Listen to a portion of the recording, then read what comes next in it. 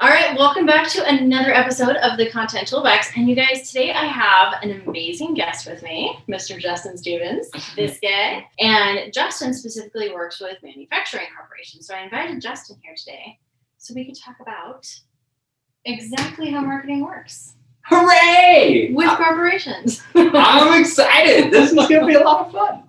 So, you guys, cue the theme song. Let's head on in, and we are going to digest how digital marketing strategies actually work, even if you are not a solopreneur or a digital entrepreneur. I ran marketing departments in corporate America for 10 years and then ran a digital agency for over another 10 years. So I know the roadmap to online success, and that formula always includes producing content to share your message, from your marketing message to sales and delivery. Hi, I'm Jennifer Neal, and you're listening to the Content Toolbox. I believe the secret to finding and creating raving fans online is through you. In building relationships through stories that share who you really are, create genuine, crazy, raving fans that keep begging you to take their money. And on this podcast, we'll be talking strategies, tactics, tips, and more with myself and other industry experts. So buckle up and start your engines, because it's go time. How do I create content that my clients will love and they'll consume on a regular basis that provides value? And this is where a lot of people go wrong. They think they just need content, but the content has to provide value. You want something that's shareable. In order to be shareable, you've got to teach something new, right? When you get out there and you see something that blows your mind, like just this weekend, I was watching a video. It was a 7-minute training video on LinkedIn, and it blew my mind. I've already shared it with multiple people from what I learned, right? One of the most powerful things. That's why TikTok works so well, because it's quick. It's short videos, and everybody on it is trying to create something shareable. Yeah. Right? They want to go viral. And when you get that viral, speaking of TikTok, cranberry juice, what is that? Ocean Spray. Ocean Spray. Yeah. Right? He made Ocean Spray billions of dollars. Well, maybe not billions. Let's go with millions. Millions of dollars. Right? Because they got that product placement. So this is another crucial thing I would look at if I was a corporation, is product placement, and how can I get in other people's content? For example, the show The Voice, right? Yep. Everybody's always got Starbucks cups. Did you notice that? Oh, I never watch it, but well, they always have Starbucks. Okay. It's not by accident. Not by accident. It's not because they love coffee. It's because Starbucks gave them a lot of money to pretend they love coffee, right? They don't care what's in the cup. It's the logo. Yeah. And so that's another thing when it comes to content marketing. Not what can you create, but what's already out there. Yeah. Right? Where is this traffic that people are going to be? And this is one of the things I failed when I first got into content marketing and everything. I was like, I've got to create this whole ecosystem. Yes. I've got to create all the content. I need to be the hero. Well, there are so many ways for you to be the hero without ever being a hero. Yeah. Right? For sure. You just got to put yourself out there. Okay. Let's talk through really quick. So one, content marketing still applies. Yep. Totally. Two, content curation. And I think is what what you're talking about, like leveraging other people's authority, placement, power, list, traffic, whatever the thing may be. Like, how can you get into them, whether that's through advertising, whether that's through interviews, product placement, whatever it is that you're, whatever works. And then I'm still going to throw back that, like, where we've been talking about authority sites and having your own your own content and stuff as well that's bringing people in. So if you think about the customer and journey, and really as manufacturing companies, you have two customers. So you have the B2B side and you have the B2C side. And for each of them, they have a customer journey where they're at. And at different points in that customer journey, if you just think about like even cold, warm, and hot, where people are going to be, they're going to know more or less about you and your company or products or services, or just about the problem, those kinds of things. So when you're talking about like super cold traffic, people who are not aware of you at all, that's where it's so important to bring people in and have them connect with you in a way that is emotionally engaging. And I think that's where stories make such a difference. 100% agree. And once they're already in, then you can keep talking about your product, your service, whatever it is that you're doing. But you're ramping that up because they know more about you. As it's coming in. And you can still tell stories about all that through case studies, through usage. Here's the other thing. I feel like a lot of people have a warped, maybe my idea of how business goes on is warped, but I feel like everybody else's is warped. I think business is not a zero-sum game. There's not a winner and a loser. Everybody can win. And so when, just like this, right now, you and I are both content marketing. Right? You get to use it for whatever you want. I get to use it for whatever I want. We both look like experts. You can do this on so many levels, right? Strategic partners. Look at the supply chain. Who else provides value to these customers? Who else is in this customer's world? How can we do podcasts together, do videos together? How can we do joint sales calls, joint meetings? There are so many ways to create content together where both people win. In the digital marketing world, virtual summits are a huge way where you can do joint content marketing, right? You get 10 people, everybody does an hour talk, everybody promotes, and now you multiplied your time by 10. Right? Essentially. So how can we do that from a corporation side? And it's easier than you think if you go out there. So the first thing I'd recommend, you've got to put someone in charge of it. Right? My favorite, and keyword here, someone. One. Okay? Not, hey, the marketing department is in charge of content marketing. Well, in theory, that makes a lot of sense. The problem is you can scour the world and you will never find a statue built to a committee because they don't get stuff done, right? So if you want to create and really run a content marketing strategy, you need one person who's really driving it. Call them the chief relationship officer. It's not someone who's going out and looking for how can I sell to this company or that company. While that's very important, it's how can I build these strategic relationships so someone like Coca-Cola goes to us and says, hey, we'd like to do this thing together. Okay, right? I want to too. Yeah. And branding is huge. So Coca-Cola, Disney, Geico, all of those have one key thing in common. Any guess on what that is? Well, they all have a lot of things in common, but one key thing I'm thinking about right now. Well, since we just talked about branding, I'm going to go with really strong brand.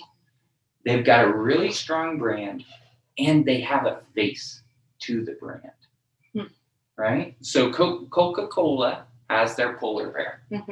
Geico has their lizard. Disney has their mouse, right? I love the mouse. Huge mouse, right?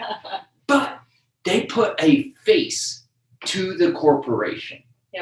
And if you're going to do this well, you must create a face, right? The CEO, Bob Iger, did an amazing job in the business world, people know he is Disney. Mm-hmm.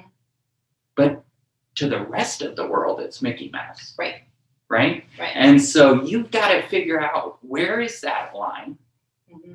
And how do I go out and create that face of our corporation? That's interesting though, because like if you think about that, does this example work? Mm. That the face for the B2B and the face for the B2C is different. It totally can be different, right? 100%. It's all in your positioning, Mm-hmm. right? And how you talk to your clients. Because the B2C face is talking to different people than the B2B. Yep. Now, they can talk to one and the same. Yeah. If that's how you want to set it up. Yep. But the key is you got to have that face, and it's got to have a voice, right? Yep.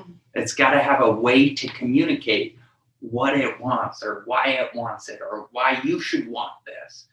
And that's, I think, one of the most important things when it comes to content marketing, Mm-hmm. is you can't have a face that's a wall. It's like, this is our logo, isn't it nice? The logo matters, very much so. But it doesn't sell, right? Mm-hmm. And what does sell is relationships. Absolutely. For example, I love LinkedIn, huge fan. I don't think LinkedIn does a good job training their clientele how to use Sales Navigator and sales teams. Like, those are two incredibly powerful tools you have access to. But if you don't know how to use them, it's like having a super fast car, but you don't know how to get out of first gear. Or just sits in the garage. Or sits in the garage, right? It's like, yes, it's valuable. Yeah. But what do I do with my hands? I don't know, right? Right? Yeah, that's it. And that is the whole, if you narrow content marketing down to its most basic form, it's how can I build a relationship with 10 people at once instead of one-on-one? Yeah. Or 100 or 1 billion, right? Yeah. That's all content marketing is. So people overcomplicate this. I feel like I'm overcomplicating it, talking about it right now. We overcomplicate it because we see SEO and we see titles and what are the tags and all this other stuff. Yeah. Techno mumbo jumbo. Exactly. So if you're getting started, just start, right? Mm-hmm. I promise you'll be bad. I'm still bad, and I've been doing it for a while, right? I didn't put somebody in charge of it. Right. Exactly. So that's what you've got to do when it comes to this content marketing thing. Yeah. Is you got to put a face to it. Well, and I think it's just as important. Like we talked a little bit about still keeping a story and paying attention to where people are at in the journey. But like we've talked a lot before about having marketing automation in place that helps to make a more superhuman you, basically. Well, you can still create very personalized messages that are handled with marketing automation just to make sure that nobody's dropping through the cracks. Mm-hmm. But it's all assisting to push people to the sales team, to push people to the face, to the sale, whatever the thing is. But right. it's just an aid, because not everybody can be available 24/7 and not. Yeah. You just can't. You can't. Nobody can. Right. Yeah. That's one thing I think Gary Vee does extremely well.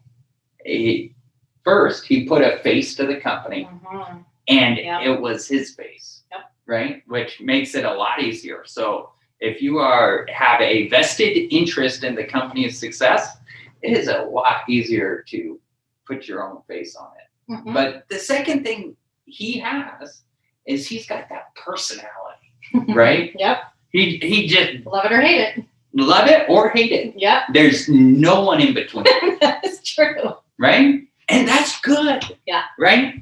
You want to be, another thing with content marketing, you want to be polarizing. Yep. Because how many people get behind, it was a nice day, right? Not a lot. Yeah. So it's got to be polarizing so people can either be like, Justin, you're batch crazy and I can't stand you, or Justin, you are batch crazy and I love you, right? Yep. And that's how I always position it. I want the same feeling. Mm-hmm. You're crazy. How do you feel about it, though? Right? I'm not trying to hide my crazy. I love my crazy. Crazy, although still sane. Still on the sane spectrum as well. Sane's overrated. But it's true, right? So Gary Vee does a great job of being polarizing. Very good job. Yes. And he doesn't mince words, right? One of my favorite stories about him was one of my friends asked for advice. So I got up to talk to him in person at a conference. Wow. Hey, I could either do this. His name's Nicholas Barely, right? I could either do this, go all in on this carpet cleaning business, or I could go all in on this coaching business. And Gary said, well, what do you want to do? And he said, well, I think I want to do that. And he said, then do that. But I don't know. Well, then do the other one. And they went back and forth. And Gary was like, listen, I had an opportunity to invest in Uber on their first funding round. I could either, and I didn't do it, I could either be upset or I could move on. And people think their decisions matter. Your decision does not matter. Life is a decision tree, right? Every decision you make will lead to another decision. Mm-hmm. So stop worrying about this decision, make it, and then the next decision you can decide, well, so let's say you go off this way. Yeah, that was a really dumb idea. Let's go back, right? You don't have to just do one thing. Starting a business, I failed epically. It was a ton of fun. I learned a lot, but I went back to what I was really good at, right? Yep. I made a decision. I learned from it. And I made another decision. Mm-hmm. So that's another thing when it comes to content marketing. Mm-hmm. Don't worry so much about, is it the right content? Which my next topic is right or wrong. Mm-hmm. There's no such thing. People always get stuck in, is this the right thing to do? Should I talk to this person or that person? How should it sound? Is this the right word? Stop it, okay?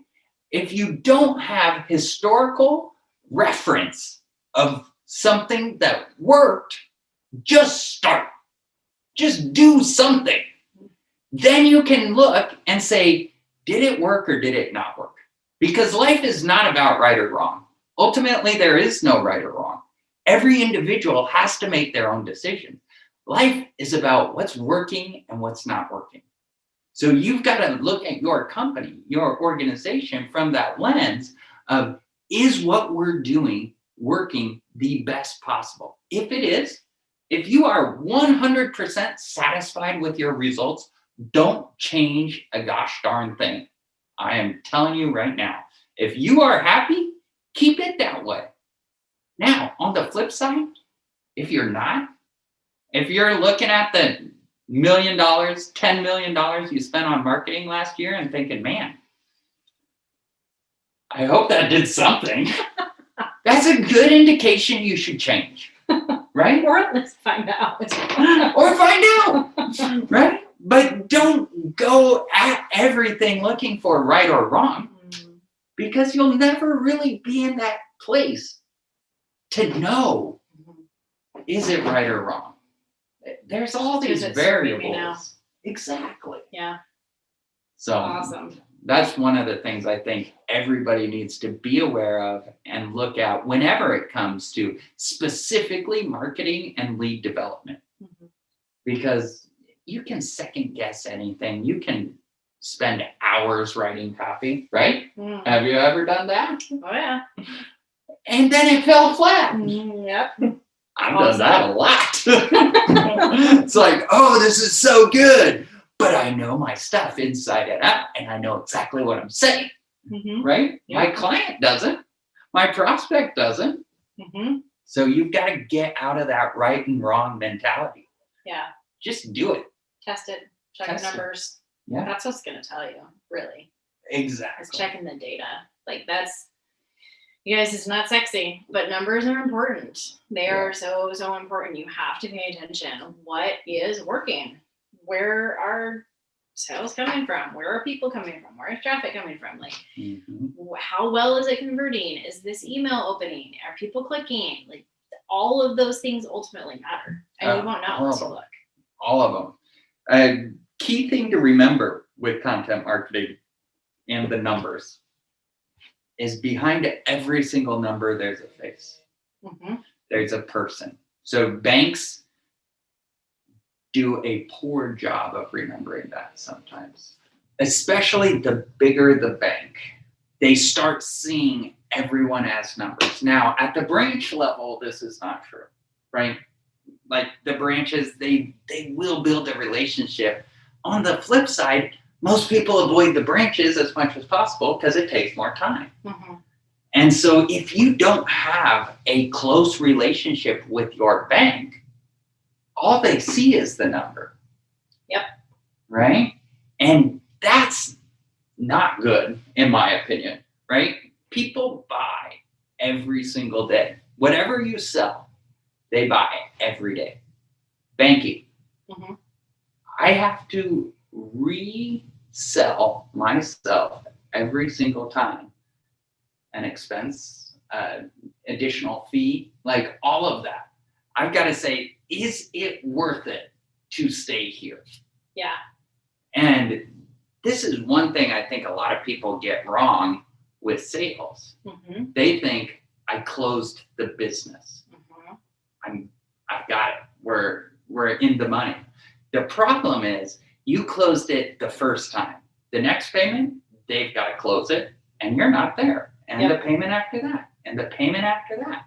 And that's where content marketing provides a tremendous amount of value, not to new prospects and new relationships, but re-engaging those people currently investing with you. Because if you can keep them reinvesting, if you can keep them consuming the content, it resells them subconsciously. It's, I don't know about you, but if the payment, so there's like, I'd say $20, $30, something like that, monthly payment, that much. It's just enough to make you look at it and be like, do I really need that still? $4 or $5, it's like, oh, damn, forgot to cancel that again. 12th month in a row. Good for them. Right? That's one of the ways companies price their products and services is how forgettable is this amount? And you've got to make sure that you're constantly out there building up your relationship through the content you're creating, through what you're putting out there, and your clients will love you for it. Because ultimately, they engaged with your organization because they felt like you could help them get where they want to go. So, and for example, in manufacturing, we sell, like I said, robotics, conveyors, all this different stuff. I'm constantly putting out content designed to help people increase throughput, whether it's my stuff or someone else's. Because every time they see my name, it builds the relationship. It does. And this is where some of that, the marketing automation, as well as the customer journey. Remember, customer journey doesn't end when they buy. The customer journey doesn't end until they die.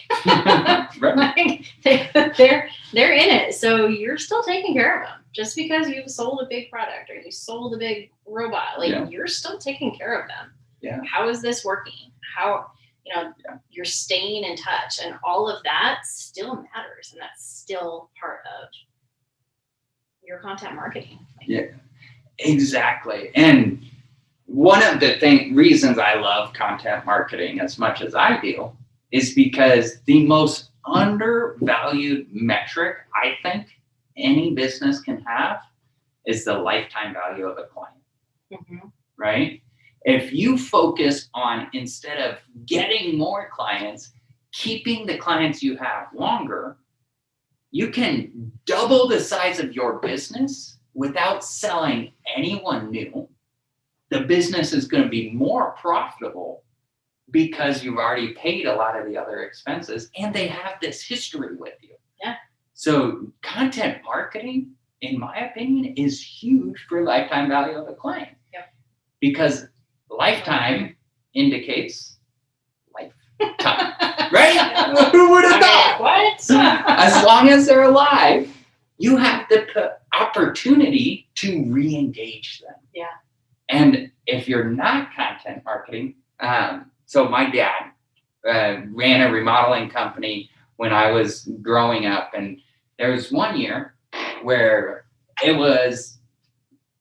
we're all in business, right? You've had those years where it's like tight and you're like, oh my God, I need a project. So he's at a Christmas party that one of his clients put on, and some other clients were there. And one of his other clients came up and was like, oh my gosh, Jim, it's so good to see you. I feel bad. We just finished a project. It was only like $150,000. So it was a small project, but I didn't even think to call you guys. They had a past client, had an amazing experience, but my dad was not top of mind when time to buy came up again. That's terrible. Ugh. It's painful, especially if you're looking at that project thinking, man, I probably would not have had to let that person go, or right, whatever it is. That's why building these relationships over time is so crucial. So you've got to look at, what is your client buy cycle? Like, how often do they buy? In remodeling, on average, it's about every 3 years. Once someone takes it, see, remodeling is a lot like drugs. Once you do it once, it's like, oh, I got another hit. That wasn't that bad. Or that was awful. But look what else we can do, right? Right. So you've got to figure out, what is that buy cycle? In remodeling, it's about every 3 years. Once someone gets bit by the bug, it's almost like clockwork. So what my dad did was he'd build a relationship engagement plan where I connect after a year, and then after 2 years, and then every 6 months after that. Not to sell anything, not to pitch anything, but just to say, I'm alive. You are too. Hi. Right? That's all you need to do. Because you already have the relationship. They already know what you do. They already trust you. Exactly. Still here. And so when it comes to sales follow-up, exact same thing applies, right? When someone sees your name, they know what you're contacting them about if you're trying to close a piece of business. Right. So that's why I love LinkedIn. And if I'm in a selling relationship with someone, I will engage with everything they do. Yeah. Everything. Because every time my name pops up, they think about what I do. And that's what content marketing is designed to do. Totally. It's to be in front of them when they're going to the grocery store, right? When they're out doing their thing, you want to be right there so that you get them and they think, oh, I should get some bumblebee tuna while I'm there too. Right. So. And the reason that they know that is because you've told stories and you've developed a relationship up front. Yeah. So they know who you are, and then all they're doing is just getting to know you with those additional touch points. It's where the know, like, and trust comes from. Yeah, exactly. How it works. It's just like making a new friend, or when you were first starting to date, or what it's almost the same thing. Not quite like when you're first starting to date. Well, if I told you my story, you'd be like, yeah, that is exactly like the first time you started dating. It is. I actually have heard this story, but yeah. All right, you guys, I want to talk to Justin about giving us some targeted training specifically for, he doesn't know this is coming, you ready? For manufacturing companies. Talking about prospecting and sales that we can include in the content toolbox. So if you are not already in the content toolbox, go there, sign up. You can get access to Justin's stuff. You can get access to book calls with him and me. And if you're wanting to know what the next steps are, just hop on the phone with us. Like, we can help you out, at least with some next steps, point you in the right direction. We can be the one yelling run.